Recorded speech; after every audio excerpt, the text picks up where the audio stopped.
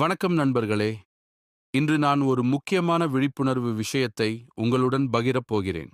என் வீட்டில் நடந்த ஒரு சம்பவம். இது வேறு யாருக்கும் நடக்கக்கூடாது என்பதற்காகத்தான் இந்த வீடியோ.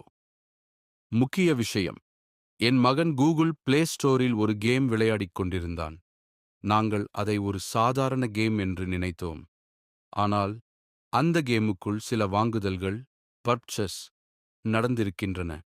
கொஞ்ச நேரத்திலேயே எங்கள் கணக்கிலிருந்து சுமார் 20,000 ரூபாய் கழிக்கப்பட்டது. இந்த வீடியோ யாரையும் குறை சொல்லுவதற்காக இல்லை.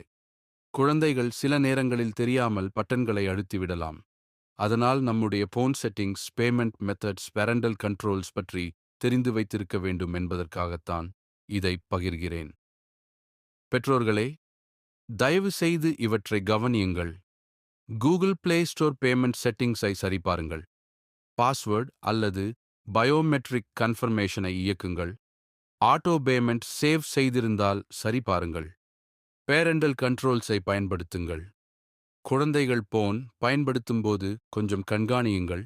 இந்த வீடியோவை நான் பயத்தை உருவாக்குவதற்காக பகிரவில்லை. விழிப்புணர்வு ஏற்படுத்துவதற்காக மட்டுமே பகிர்கிறேன்.